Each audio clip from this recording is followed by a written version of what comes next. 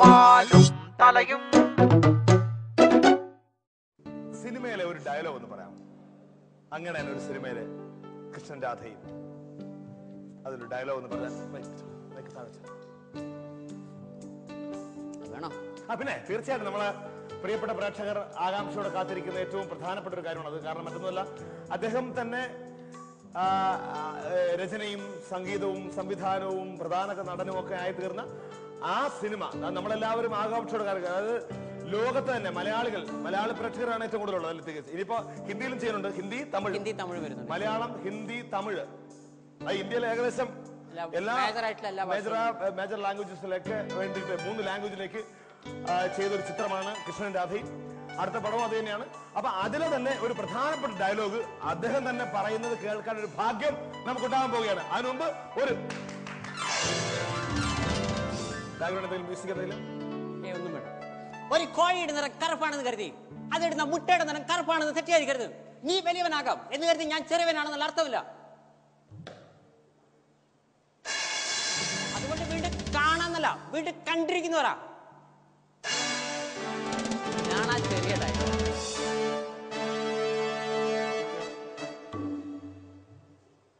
ഒന്നുമില്ല.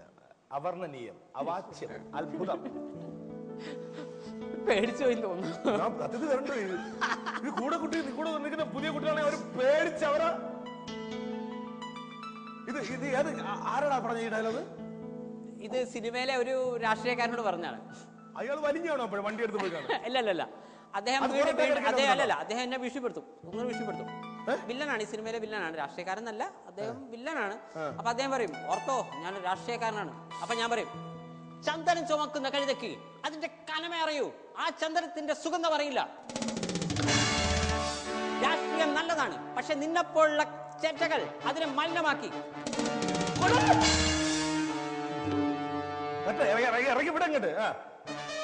പോരെ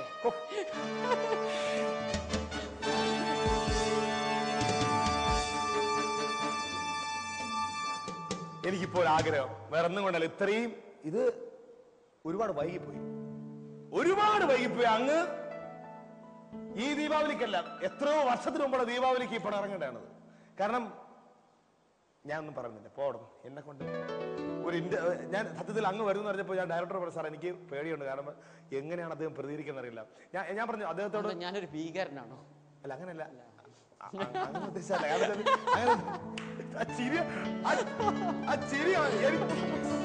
ചിരിയാണെന്നെ ഞാൻ അല്ല എങ്ങനെ പ്രതികരിക്കുന്നു. ഈ ചിരിയാണ് മലയാളി പ്രേക്ഷകന്റെ അല്ലെങ്കിൽ ഓരോ യുവാക്കൾക്ക് പ്രചോദനവും ആവേശവും ഒക്കെ ആയി തീർന്നത് ഈ ചിരിയാണ്.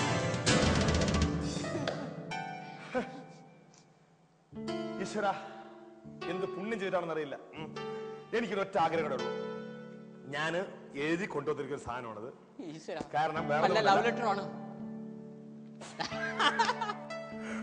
ഒരുപാട് ലവ് ലെറ്റേഴ്സ് കിട്ടുന്ന അങ്ങേക്ക് എന്റെ ലവ് ലെറ്ററിന്റെ കാര്യമില്ല. എന്നാലും ശരി, ഞാൻ അങ്ങയുടെ കലാകാരനെ, അങ്ങയുടെ വ്യക്തിത്വത്തെ നമിക്കുകയാണ്, നോ ഡൗട്ട്.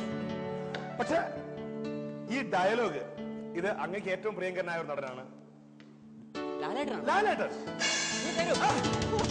അത് ഒന്നും കൂടി അത് കാണിച്ചിട്ട് നമ്മുടെ ഇവര് ആരും കണ്ടില്ലെന്ന് തോന്നുന്നു, ഒന്നുകൂടെ ഇരിക്കൂ സാർ പ്ലീസ്. അങ്ങക്ക് ഏറെ പ്രിയപ്പെട്ട ഒരു താരം ലാലേട്ടനോ?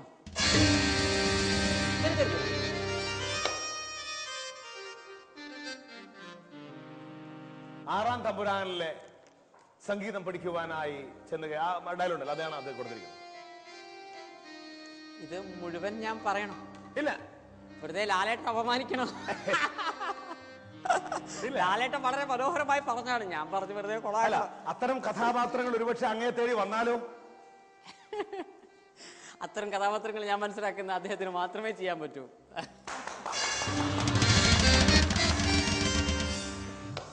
എന്നാലും നിങ്ങൾ തന്നതിലേക്ക് ഞാൻ പറയാം, പ്രത്യേകിച്ച് ലാലേട്ടന്റെ ഒരു ഡയലോഗ്. ആറാം തമ്പുരാനില് ലാലേട്ടൻ പറഞ്ഞ ഡയലോഗാണ്.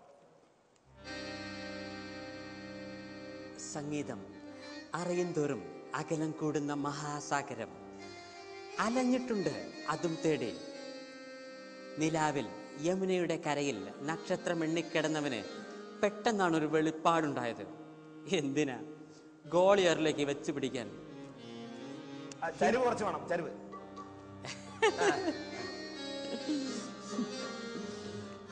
ഹിന്ദുസ്ഥാനി സംഗീതം പഠിക്കണമെന്ന മോഹമായി ചെന്നുപെട്ടത് ഒരു പഴയ സിംഹത്തിന്റെ മടയിലും. ഉസ്താദ് ബാദുഷാ ഖാൻ. മൂപ്പര് നല്ല ഫിറ്റാ.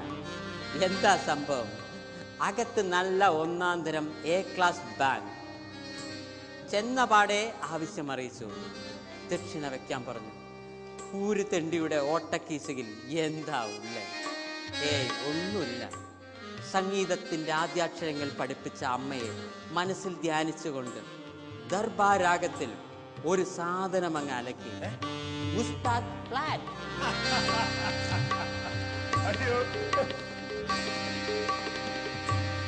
सबरों की जिंदगी जो कभी नहीं खत्म हो जाती है. शंभो महादेवा.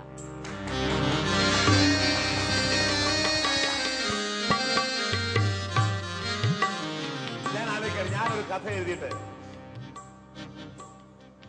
അങ്ങേ കൊണ്ട് സംവിധാനം ചെയ്യിപ്പിച്ചാലോ, അല്ലെങ്കിൽ അങ്ങേ കൊണ്ട് അഭിനയിപ്പിച്ചാലോ? അപ്പൊ നമ്മുടെ ആ ഒരു കെമിസ്ട്രി എങ്ങനെ ഇരിക്കും? തീർച്ചയായിട്ടും നന്നായിരിക്കും. എൻ്റെ അഭിപ്രായത്തിൽ എനിക്കിപ്പോൾ മറ്റുള്ള വർക്കുകൾ വരുന്നുണ്ട്. അപ്പം ഞാൻ മനസ്സിലാക്കുന്നത് സംവിധാനം, അഭിനയം, ഈ രണ്ട് കാര്യത്തിൽ മാത്രം 2 പ്രാവശ്യം ചിന്തിച്ച് നമുക്ക് ഏറ്റെടുക്കാൻ പറ്റും. 2 പ്രാവശ്യം ചിന്തിച്ച് ഏറ്റെടുക്കാൻ പറ്റും ഒരു പ്രൊജക്ട്. കാരണം ഞാൻ മനസ്സിലാക്കുന്നത് ജനങ്ങൾ ഇത്രയും ലക്ഷക്കണക്കിന് ആളുകൾ, നിങ്ങൾ പറഞ്ഞു ആദ്യ സിനിമ റിലീസ് ചെയ്യുന്നതിന് മുമ്പ് ഇത്രയും പലയിടത്തും ഫ്ലക്സ് ബോർഡുകൾ വെച്ചു. കുറെ പേര് എന്നെ സൂപ്പർ സ്റ്റാർ കണ്ടു. നമ്മുടെ സൂപ്പർ സ്റ്റാർ നമുക്കറിയാവുന്ന കാര്യമാണ്. പലരും താരങ്ങളൊക്കെ അവരുടെ ഫ്ലക്സ് വെക്കുന്നതിന്റെ അവർ തന്നെ പൈസ കൊടുക്കുന്നുണ്ട്. പക്ഷെ ഇവിടെ അദ്ദേഹം പോലും അറിഞ്ഞിട്ടില്ല. അദ്ദേഹം നടന്നു പോകുമ്പോ നല്ല പരിചയമുള്ള നോക്ക്. എന്താ അങ്ങനെ എന്താ പറഞ്ഞത്? ഈവൻ എല്ലാ മറ്റുള്ള രാജ്യങ്ങളിൽ വരെ വെച്ചിട്ടുണ്ടെന്നാണ്. മെൽബണിലൊക്കെ നമ്മുടെ ഫ്ലക്സ് ബോർഡ് ഉണ്ട്. അപ്പം ഞാൻ പറയുന്ന പോയിന്റ് വെച്ചാൽ, അപ്പൊ ആളുകൾ എന്നെ ഇഷ്ടപ്പെടുന്നതിന്റെ ഒരു കാരണം ഞാൻ മനസ്സിലാക്കുന്നത് വെറൈറ്റിയാണ്. ഏതർ ഞാൻ ചെയ്യുന്നത് ആളുകൾക്ക് ഒരു കലാകാരന്റെ ബേസിക് ആയിട്ടുള്ള ധർമ്മമാണ് മറ്റുള്ളവരെ എൻജോയ് ചെയ്യിക്കുക എന്നുള്ളത്. അപ്പൊ അതാണ് ഞാൻ ചെയ്യുന്നത്. എനിവേ ആളുകൾ ചിരിച്ചോ ആളുകൾ കരഞ്ഞോ നോ പ്രോബ്ലം. അവർ എൻജോയ് ചെയ്യുന്നു, അവരെ എൻജോയ് ചെയ്യുന്നു.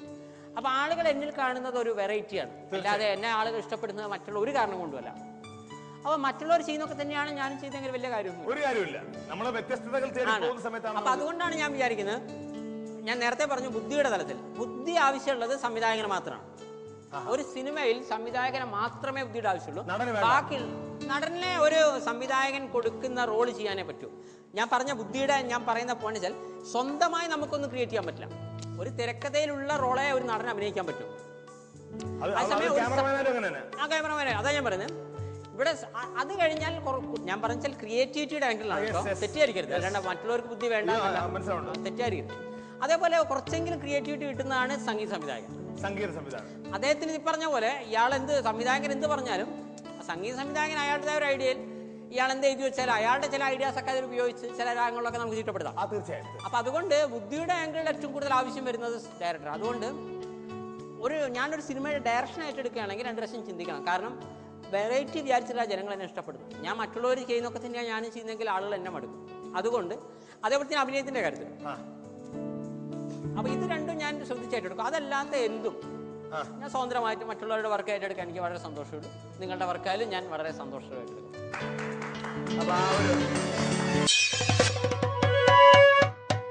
വാലും തലയും